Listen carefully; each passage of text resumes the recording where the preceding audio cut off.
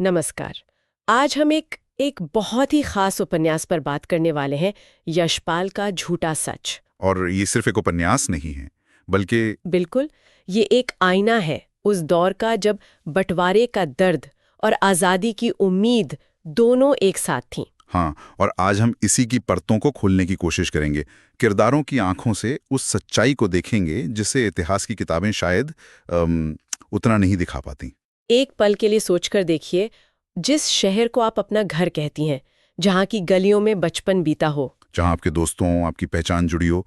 और वो एक रात में पराया हो जाए। झूठा सच हमें ठीक इसी एहसास के बीच ले जाता है। कहानी शुरू होती है 1940 के दशक के लाहौर से। और कहानी की बनावट भी बहुत दिलचस्प है। 2 हिस्से हैं। पहला, वतन और देश, जो बंटवारे से पहले की कहानी कहता है। बिल्कुल उस लाहौर की जहाँ ये आग सुलग रही थी। और फिर दूसरा हिस्सा है देश का भविष्य, जो आज़ादी के बाद की दिल्ली पर केंद्रित है। शरणार्थियों का संघर्ष, एक नए देश की उलझने। ये बनावट ही दिखाती है कि यशपाल सिर्फ एक खटना नहीं, बल्कि उसके पहले और बाद की पूरी तस्वीर को पकड़ना चाहते थे। तो ठीक है, चलिए उस दुनिया में चलते हैं जो अब सिर्फ यादों में जिंदा है। पहला भाग, वतन और देश, लाहौर। वो लाहौर जो सांझी संस्कृति का, मतलब गंगा जमुनी तहजीब का एक जीता जागता सबूत था। जहाँ हिंदू मुस्लिम साथ रहते नहीं थे, वो एक दूसरे की जिंदगी का हिस्सा थे। और उपन्यास में ये बात बहुत साफ तौर पर आती है कि ये जो नफरत थी, ये अचानक पैदा नहीं हुई। हाँ, ये कोई एक दिन का धमाका नहीं था। नहीं, इसे बहुत धीरे धीरे, बहुत सोच समझकर समाज में घोला गया था। राजनीति और धर्म का इस्तेमाल करके भाईचारे की जड़ों को खोखला किया गया। और लोगों को शायद पता भी नहीं चला कि कब उनका पड़ोसी, उनका दोस्त दूसरा बन गया। बिल्कुल। और इसी उथल-पुथल के बीच हम कहानी के किरदारों से मिलते हैं, जो हमारे लिए उस दौर की एक खिड़की बन जाते हैं। जैसे त्रिलोकनाथ, एक बेबाक और आदर्शवादी पत्रकार जो ये सब देख रहा है और लिख भी रहा है। और दूसरी तरफ है तारा, एक पढ़ी लिखी आजाद ख्यालों वाली लड़की। और एक बहुत ही अहम किरदार है अब्दुल, त्रिलोक का मुस्लिम दोस्त, जो इस टूटते हुए भाईचारे को बचाने की कोशिश में लगा है। और यहीं पर कहानी सिर्फ राजनीतिक नहीं रहती, वो बहुत पर्सनल हो जाती है। हाँ, त्रिलोक और तारा की प्रेम कहानी के जरिए। लेकिन ये कोई आम प्रेम कहानी नहीं है। नहीं, ये उस दौर के समाज का आईना है। उनका रिश्ता दिखाता है कि जब समाज टूटता है तो दिल भी टूटते हैं। हाँ, वो एक दूसरे से प्यार करते हैं, लेकिन उनके आसपास जो नफरत बढ़ रही है, जो सामाजिक बंधन है, वो सब उनकी निजी जिंदगी पर भी साया डालने लगते हैं। तो मतलब उनकी उलझनें एक तरह से पूरे समाज की उलझनें थी। बिल्कुल। तारा की आजाद सोच और त्रिलोक का सच लिखने का जुनून, ये दोनों ही उस कट्टर होते समाज के लिए एक चुनौती की तरह थे। तो क्या हम ये कह सकते हैं कि उनका प्यार भी एक तरह का विद्रोह था उस माहौल के खिलाफ? कह सकते हैं एक तरह से, हाँ। लेकिन ये एक ऐसा विद्रोह था जिसका सफल होना लगभग नामुमकिन था। क्योंकि माहौल बहुत ज्यादा खराब हो चुका था। हाँ, जैसे जैसे बंटवारे की बात सच होने लगती है, डर और अविश्वास हर रिश्ते पर हावी हो जाता है। जो पड़ोसी कल तक साथ ईद और दिवाली मनाते थे, अब वो एक दूसरे को शक की निगाह से देखने लगते हैं। हर कोई असुरक्षित महसूस कर रहा था, और इसी असुरक्षा ने इंसानियत को निगलना शुरू कर दिया। और फिर आखिरकार वो हो ही जाता है जिसका डर था। लाहौर जल उठता है। वही शहर जो अपनी जिंदा दिली के लिए जाना जाता था, नफरत की आग में जलने लगता है।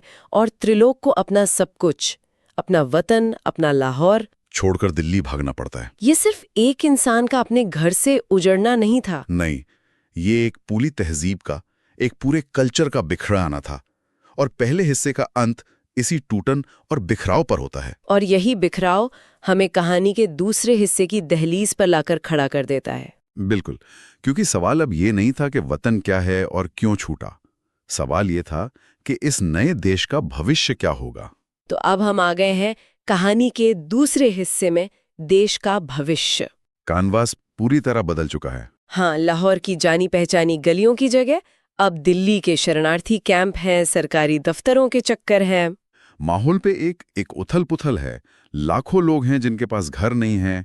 एक नई सरकार है जो खुद अपने पैर जमाने की कोशिश कर रही है। उम्मीदें भी हैं, लेकिन नाउम्मीदी शायद उससे भी ज्यादा है। और उपन्यास का फोकस भी अब बदल जाता है। अब वो बंटवारे की त्रासदी से हटकर उसके नतीजों पर आ जाता है। तो ये सिर्फ शरणार्थियों की संघर्ष की कहानी नहीं है। नहीं, उससे कहीं ज्यादा है। ये नए नए आजाद हुए देश की सच्चाई का एक बहुत ही क्रिटिकल एनालिसिस बन जाती है। यशपाल यहाँ सवाल उठा रहे हैं कि जिन बड़े बड़े आदर्शों के लिए आजादी की लड़ाई लड़ी गई थी, क्या वो जमीन पर उतर पाए? क्या सत्ता का बदलना ही आजादी थी? बस यही। और हमारे किरदारों का सफर भी इसी कड़वी हकीकत को दिखाता है। त्रिलोक का क्या होता है? वो दिल्ली में भी पत्रकारिता जारी रखता है, पर यहाँ की राजनीति का चेहरा देखकर वो अंदर तक हिल जाता है। वो भ्रष्टाचार देखता है, भाई भतीजावाद देखता है। उसे महसूस होने लगता है कि बदला कुछ भी नहीं। हाँ, उसे लगता है कि सिर्फ अंग्रेज शासकों की जगह हिंदुस्तानी शासक आ गए हैं, पर आम आदमी के लिए सिस्टम वैसा का वैसा ही है। उसे वो झूठा सच नजर आने लगता है। बिल्कुल, देशभक्ति का चोला पहने लोग अपने निजी स्वार्थ पूरे कर रहे हैं, और त्रिलोक जैसा आदर्शवादी इंसान वो इस हकीकत को बर्दाश्त नहीं कर पाता। उसका मोह भंग हो जाता है। लेकिन क्या ये नजरिया थोड़ा ज्यादा निराशावादी नहीं है? मतलब एक उजड़े हुए देश को दोबारा खड़ा करना भी तो कोई आसान काम नहीं था। बहुत अच्छा सवाल है, और इसका जवाब हमें मिलता है तारा के किरदार में। अच्छा। हाँ, एक तरफ जहाँ त्रिलोक व्यवस्था से लड़ते लड़ते निराश हो रहा है, वहीं तारा की कहानी वो संघर्ष और हिम्मत की एक मिसाल है। वो भी तो सब कुछ खोकर दिल्ली आई थी। बिल्कुल, वो मुश्किलों का सामना करती है, लेकिन वो टूटती नहीं। वो अपनी जिंदगी को दोबारा अपने हाथों से गढ़ती है। वो एक मजबूत आत्मनिर्भर महिला के तौर पर उभरती है। हाँ, और उसकी यात्रा उस दौर में महिला सशक्तिकरण का एक जबरदस्त उदाहरण है। तो उपन्यास ये जरूर दिखाता है कि चुनौतियां बहुत बड़ी थी, लेकिन वो ये भी दिखाता है कि कुछ लोग निराशा में डूब गए और कुछ ने उसी राख से खुद को दोबारा बना लिया। बिल्कुल। एक तरफ देश का भविष्य अनिश्चित है और दूसरी तरफ तारा अपना भविष्य खुद बना रही है। ये बहुत दिलचस्प है। और यही उपन्यास को एक तरफा होने से बचाता है। ये हमें उस सवाल पर लाता है जो कहानी के दिल में है। आजादी का असली मतलब क्या था? क्या इसका मतलब सिर्फ अंग्रेजों का जाना था, या हर एक नागरिक को सम्मान और अवसर देना था? और उपन्यास दिखाता है कि कई लोगों के लिए आजादी सिर्फ सत्ता का एक हाथ से दूसरे हाथ में जाना भर थी। कहानी में एक बहुत भावुक मोड़ भी आता है जब सालों बाद त्रिलोक और तारा फिर मिलते हैं। एक जमाना था जब लाहौर में वो एक भविष्य का सपना देखते थे, लेकिन अब दिल्ली में सब कुछ बदल चुका होता है। उनके बीच सिर्फ वक्त की दूरी नहीं है, उनके बीच उन तजुर्बों की एक खाई है जिसने उन्हें पूरी तरह बदल दिया है। बंटवारे ने सिर्फ जमीन के टुकड़े नहीं किए थे, उसने लोगों के दिल और रिश्ते भी तोड़ दिए थे। वो मिलते तो हैं लेकिन जुड़ नहीं पाते।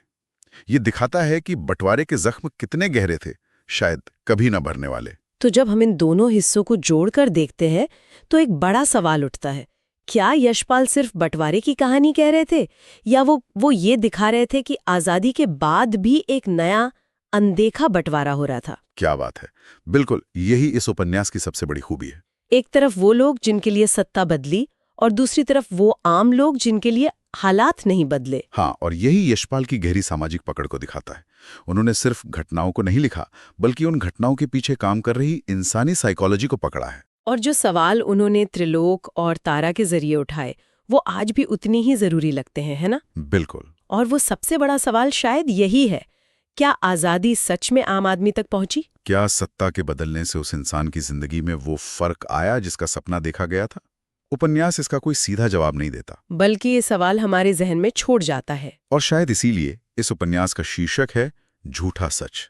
ये हमें सोचने पर मजबूर करता है। किस बारे में?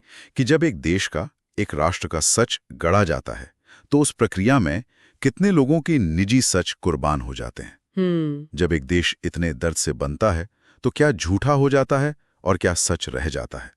जब त्रिलोक और तारा अपने अतीत को देखते हैं, तो क्या लाहौर का वो भाईचारा एक झूठा सपना था, या दिल्ली की नई राजनीति एक कड़वा सच है? इस पर सोचा